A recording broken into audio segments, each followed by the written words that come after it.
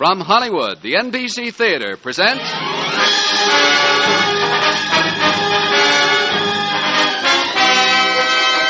Screen Director's Assignment. Production, You Were Meant for Me. Director, Lloyd Bacon. Star, Dan Daly.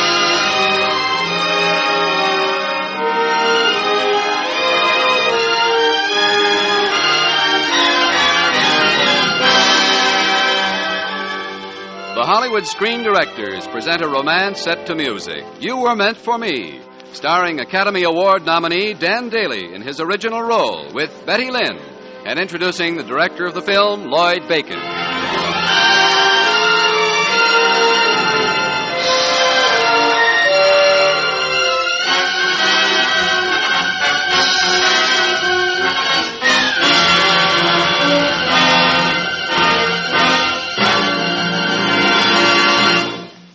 The life story of our guest screen director tonight reads like a saga of show business.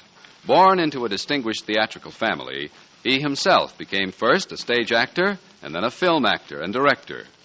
His was one of the first minds to grasp the full potentialities of motion picture sound, and his pioneering in this field established him as one of Hollywood's most resourceful and versatile artists. You've seen the fine touch of his direction in such grand entertainment as Mother is a Freshman, Give My Regards to Broadway, The Sullivans, I Wonder Who's Kissing Her Now, and tonight's story, You Were Meant for Me. Ladies and gentlemen, Mr. Lloyd Bacon.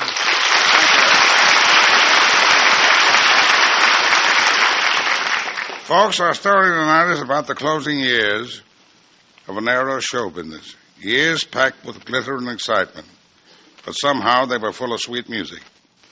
Making You Were Meant for Me was a nostalgic thrill, and I hope you'll find the same thrill as we relive part of those years. Relive them with Dan Daly as an orchestra leader, Chuck Arnold, and Betty Lynn as Peggy Mayhew. Here, ladies and gentlemen, is an era. Here is You Were Meant for Me.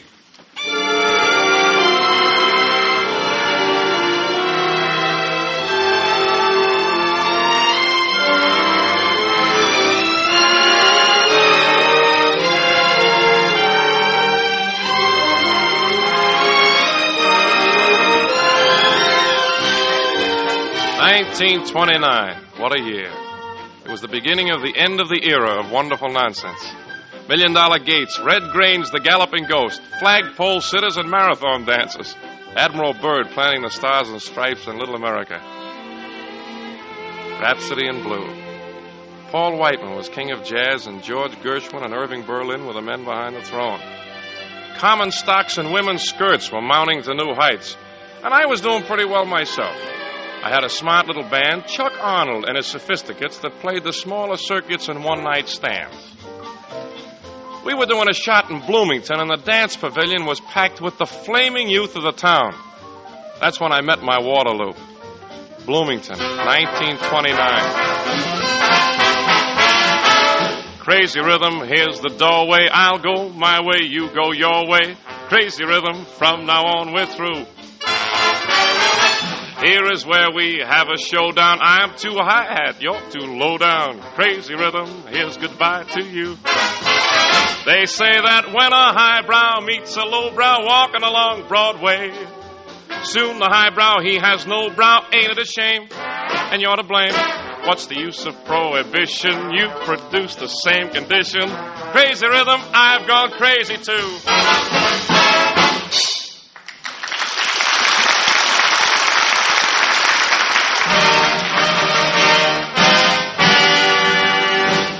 Kiddies, here's what you've all been waiting for, somebody's big moment to win a prize. Now hold your breath and hold on to your checks while my brilliant manager and arranger here, Mr. Oscar Hoffman of Greenport, New York, selects the lucky number out of this bowl.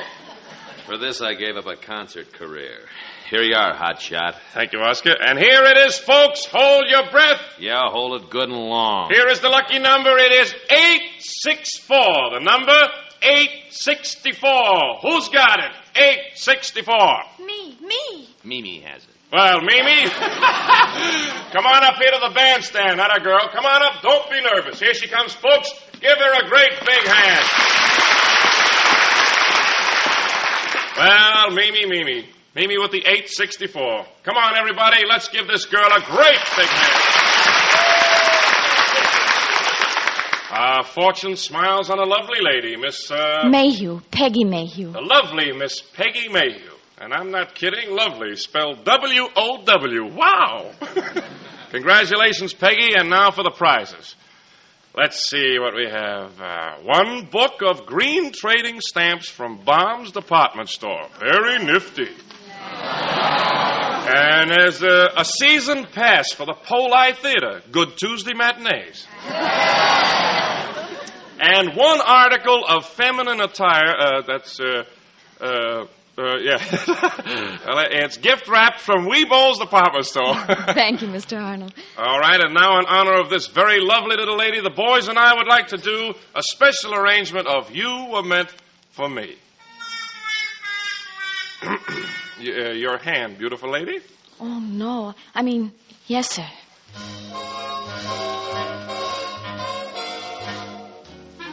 You were meant for me.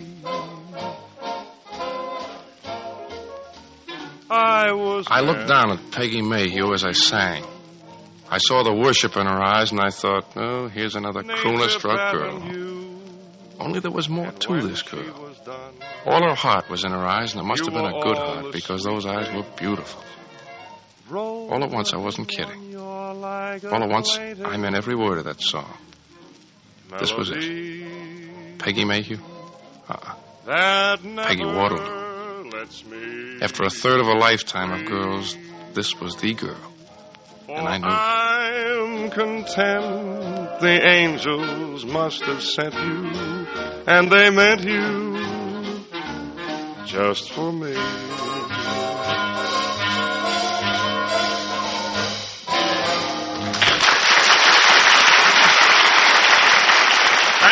Thank you, everybody. Thank you very much. All right, boys, take it.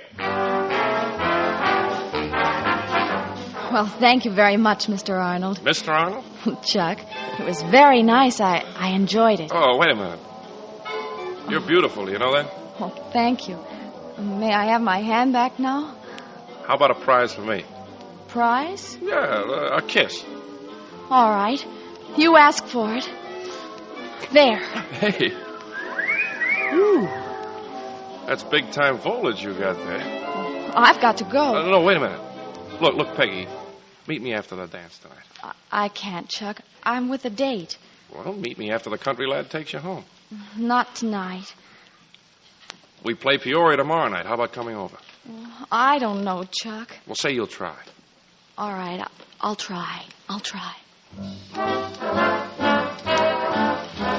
see you in my dreams. Hold you in my dreams. I did get to Peoria the next night. I could hear Chuck singing inside, but the doorman wouldn't let me in without an escort. I saw Oscar, Chuck's manager, and I gave him a note for Chuck. Yeah, she gave me a note. Only I have a tender place in my heart for small-town girls who fall in love with Chuck Arnold. I tore the note up. I kept waiting for Peggy to show up, and when she didn't, I get a sick feeling in the pit of my stomach, like when I lost my graduation watch and didn't know where to start looking. I'll see you in my dreams. We finished playing at midnight.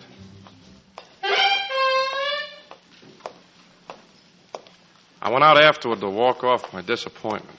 I passed the bus station, and there on a bench was Peggy Mayhew. Hey, Peggy. Hey, beautiful. Chuck! What happened? Where were you? Well, they wouldn't let me in, so I gave Oscar a note. I don't know what happened. I thought you were... I never got any note. Oh, I've been waiting, and now it's time for the last bus home. No, baby. How about something to eat? I've got to get back home. Well, one goodbye kiss. No, Chuck, one kiss was enough, and I'm ashamed of... Look, baby, I mean business. Chuck... Ooh. Wow. Some voltage. Oh, Chuck, I thought I was never going to see you again. Well, you're going to see a lot of me from now on. I'm going to find us a justice of the peace. Justice of the peace? Yep. I just proposed to you, and you just accepted. Oh, Chuck, darling.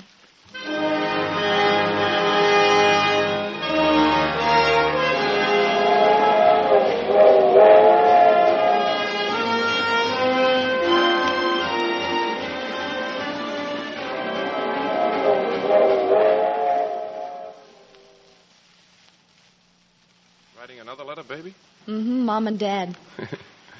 Hey, tell them about this plug in Variety. Arnold Combo garners top grosses on Midwest Flapper Circuit. Not bad, huh? Oh, it's wonderful. Pretty soon you'll be on the front page. Yeah, well, pretty soon you'll be writing the folks from New York. New York? Oh, Chuck, are we going to New York? We're booked into the Pennsylvania roof right after the first of the year.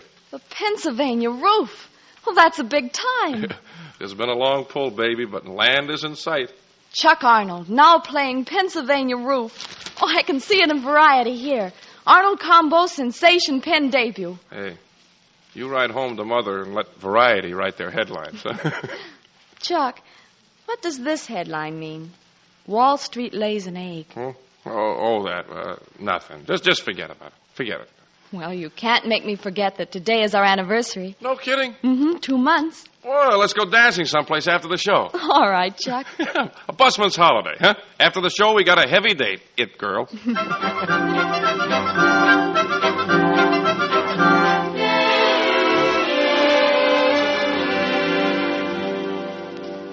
Okay, boys, that closes shop for the night. Rehearsal 10 o'clock in the morning. Hey, Chuck. Uh-oh, battle station, boys. Song plugger off the starboard beam. Hiya there, Chucky boy. Hi, Oscar. Hi, boys. Chuck wants you to have a look at the biggest thing to hit the board since Purple ran into Dempsey. Have a look at the sleeve sheet. Now, wait a minute. I'll circulate among the town here and give them copies. You can give it a fast rundown. I am Earl, Isaac Goldie, Murph Beatty. Last song he showed me was Stardust. It'll never get any place. Anyway, who ever heard of Hoagie Carmichael? Hey, is this the best you've got? It's an awful crummy title. Great title, great song, great arrangement, just for you. Arranger opened the vein and wrote it with his heart's blood. Try it, kid. Get near this one. Okay, let's go. Once over lightly, boys. What can we lose? No one to walk with, all by myself. No one to talk with, I'm happy on the shelf. Hey, misbehaving, I'm saving my love for you.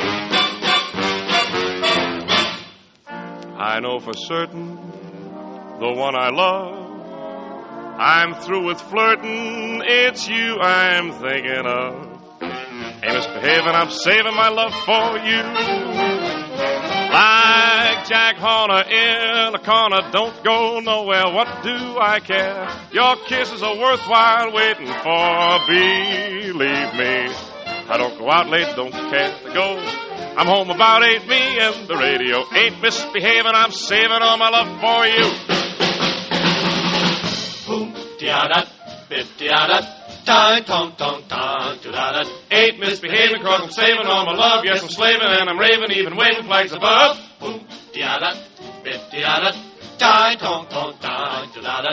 Ain't celebrating cause I wanna keep me rating. I'd be hating to be dating if I kept my baby waiting. Like Jack Horner in a corner, don't go nowhere, what do I care? Your kisses are worthwhile waiting. 1, 2, 3, 4, believe me. Boom, da-da, bit da-da. Da tong tong da. Ain't fooling around, tearing all over town like a clown or a hound, cause I'm bound to get crowned. Don't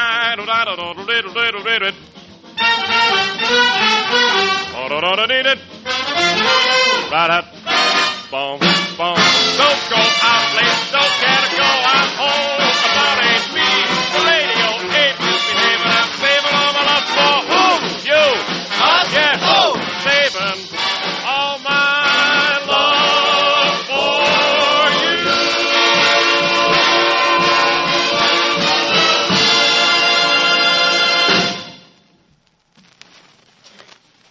Well, how about Oscar? Yes. What do you know? That is going to be a smash, Yeah, Oscar. yeah. Well, absolute smash. Who'd have thought it was 3 a.m., you know? And what a smash hit you're going to be with Peggy. What are you talking about? Well, you had a date with her 3 hours ago. Oh, wow.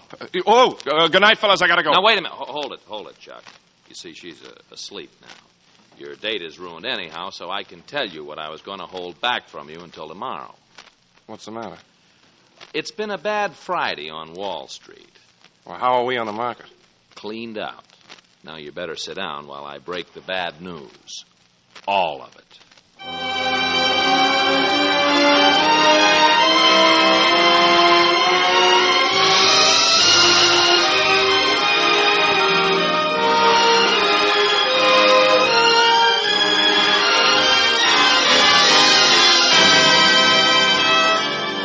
You are listening to the Hollywood Screen Directors presentation of You Were Meant for Me, starring Academy Award nominee Dan Daly in his original role, with Betty Lynn and Jim Backus, and introducing the director of the film, Lloyd Bacon.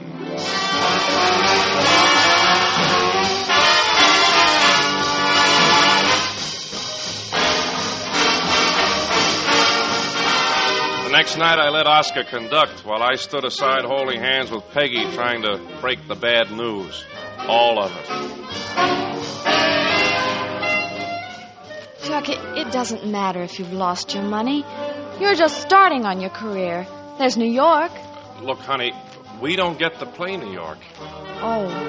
Well, you always did well on tour. Yeah, well, you should see the cancellations pouring in. Our whole tour is falling apart. Well, we'll just put Humpty Dumpty together again, that's all. That was the band's next to the last number. We're all finished tonight, Peg. We're breaking up. Oh. I didn't know it was that bad. It's worse. But it's just a flurry, though. Don't worry. We're broke. Now, don't worry, I tell you. Well, I'm just being practical. I was just thinking. What a wonderful opportunity for me to see my folks back in Bloomington. I thought you were crazy to go to New York. Well, if you want to know, I'm homesick. Homesick? You sure?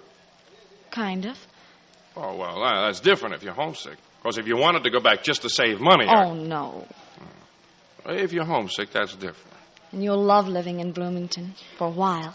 Sure I will. That's where I met you. Oh, look, Oscar's signaling you. It's your number. It's my number, but it's for you, Peg. I'll get by as long as I have you. Though there be rain and darkness too, I'll not complain. I'll see it through. Poverty may come to me, it's true, but what care I, say I'll get by as long as I have you.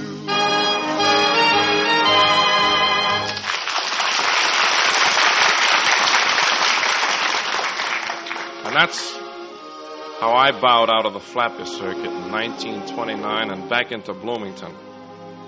And life with Father and life with Mother. Peggy's father and Peggy's mother. Chuck was so proud. I remember the day in Brock's drugstore when we were pretending we were just resting in Bloomington before taking a big job at the Flamingo Room in Miami. The drugstore Victrola was playing Chuck's version of Ain't She Sweet. See her coming down the street. Now I ask you very confidentially, ain't she sweet? Ain't My she old boyfriend, nice? Eddie, was getting suspicious of our story and needling Chuck a little. And I guess that made Chuck do what he did. Here, Eddie, here's a $20 bill. I gotta go. Pay for the sodas all around and buy all the kids a copy of Ain't She Sweet with my compliments. Let's go, baby.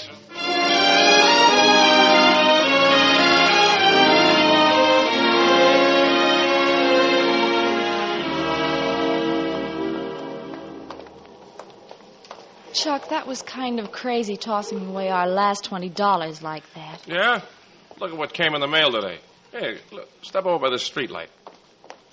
Open it. A check. Yep. Royalties, $278. Famous Records Company quarterly accounting. Why, we're rich. Now, will you let me run things around here? It's just that one of us has to be practical, dear. All right, tell you what. From now on, you be practical and I'll be beautiful, okay? Okay, beautiful. Okay, practical.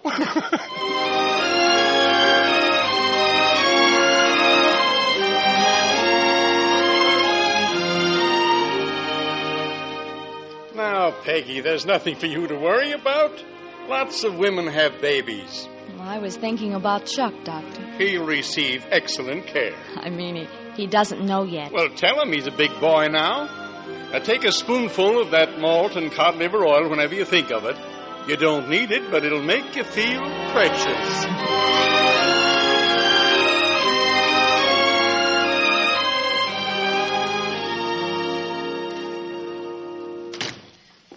Hello, Mother. Well, where have you been all morning, Peggy? I had to go to the drugstore. Is Chuck still asleep? Naturally. It's only noon.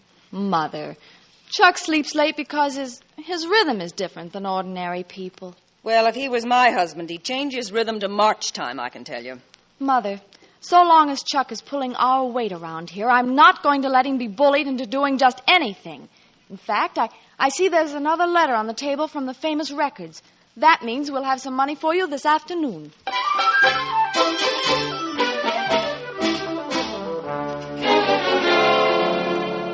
My dear Mr. Arnold, please be advised that Famous Records Company has on this date filed petition in bankruptcy.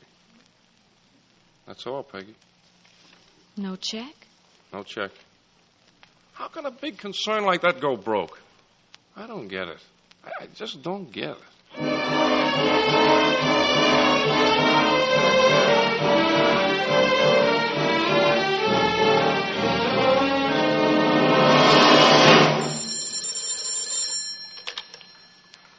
Hello? Who? Oh, well, just a minute. He's right here. Chuck, Chicago calling. It's Oscar. Hello, Oscar. Hello. Yeah, go on. $75 a week? Well, the answer is no. Chuck? No, thanks, Oscar, but you ought to know I can't work for that kind of money. Chuck, it'll tide us over for a while. Well, I'm sorry you feel that way about it, Oscar. Goodbye. Oh, calling back, Chuck, calling back. Here, let me. Give me that phone. Are you crazy? Suppose it gets around that I was playing for $75 a week. But suppose something came up, a big doctor bill or something like that.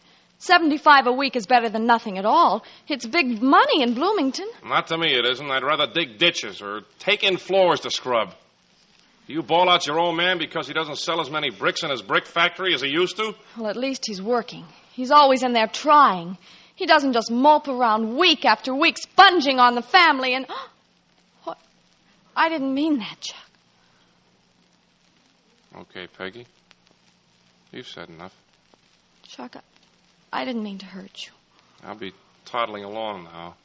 I'm through sponging off your family. I'm going to New York. You want to come along, okay? You want to stay here, okay, too. Is that your ultimatum, I said Chuck? you can come along. I'm not going to beg you. You don't have to. You can go, Chuck. Alone. Okay, I'll send for my things. Goodbye, baby.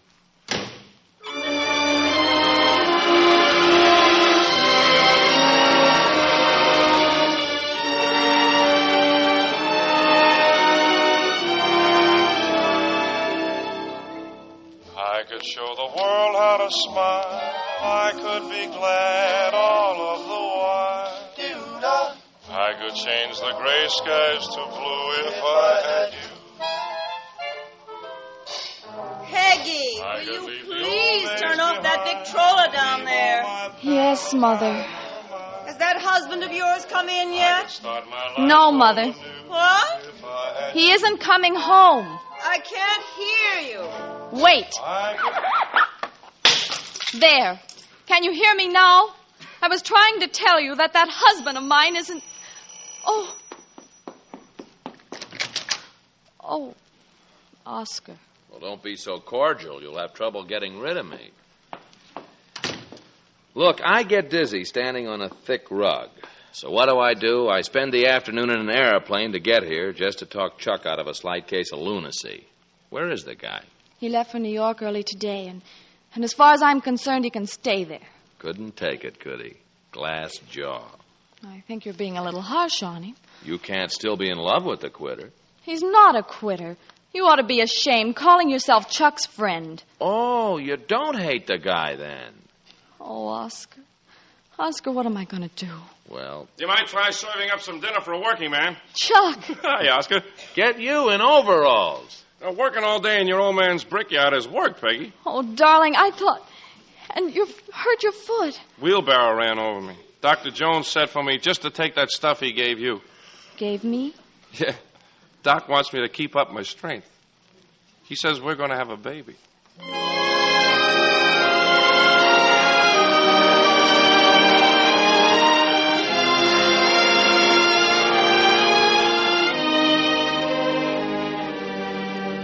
Well, I left Chuck and Peggy in a clinch and went to a neutral corner.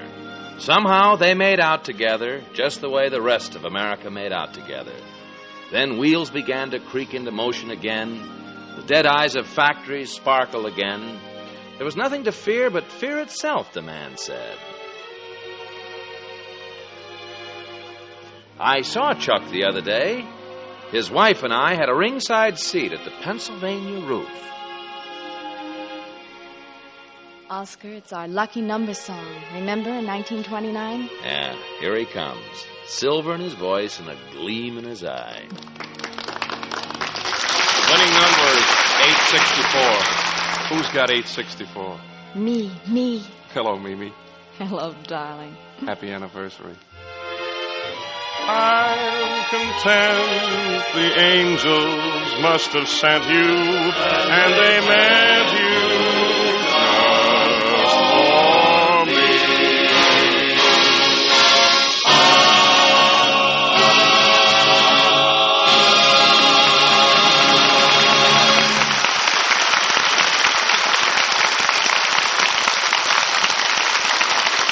In just a moment, our stars will return.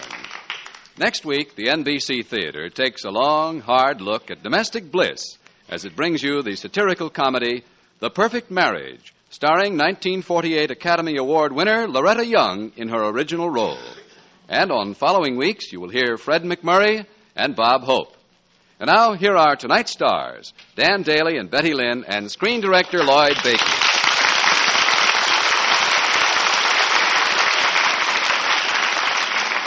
Mr. Bacon, there's something I don't understand about your head. Yes, Betty Lynn. Well, Dan Daly told me you always wear a baseball cap. Sure. Lloyd has a number 1 cap and a number 2 cap. The number 1 is the lid worn by last season's champs. He wears that when everything's going well on the set. What about number 2 cap? Oh, well, that cap from the team at the bottom of the heap. He wears that one when there's trouble. But what does it mean when he doesn't wear any cap at all? It means it's too darn hot in the studio. Lloyd, before we say goodnight, I'd like to offer my thanks for the way you've shared your great knowledge of show business with the actors and actresses who've worked with you. Mister, working under your direction has really been an education. After a compliment like that, Dan, there's only one way I can show my appreciation. What's that, Mr. Bacon? Put on my number 1 baseball cap. Good night, folks. Good night. Good night. And good night to you, Dan Daly, Betty Lynn, and Lloyd Bacon. You Were Meant for Me was presented through the courtesy of 20th Century Fox, producers of Down to the Sea and Ships. Dan Daly is currently starring in the 20th Century Fox production Chicken Every Sunday, and Betty Lynn may be seen in the 20th Century Fox film Mother is a Freshman. Included in tonight's cast were Jim Backus, Bill Tracy, Irene Tedrow, Norman Field, and Dan Riss. You Were Meant for Me, based on the story Orchestra Wife by James Prindle, was adapted for radio by Milton Geiger and original music composed and conducted by Henry Russell. Production was under the supervision of Howard Wiley, associate producer Bill Carr. Your announcer has been Frank Barton. Listen again next week when the NBC Theater presents Screen Director's Assignment, Production The Perfect Marriage, Director Louis Allen, Star Loretta Young.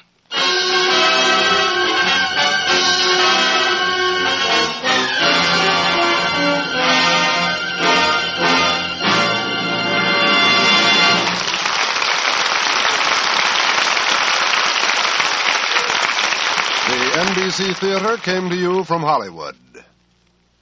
This is NBC, the national broadcasting company.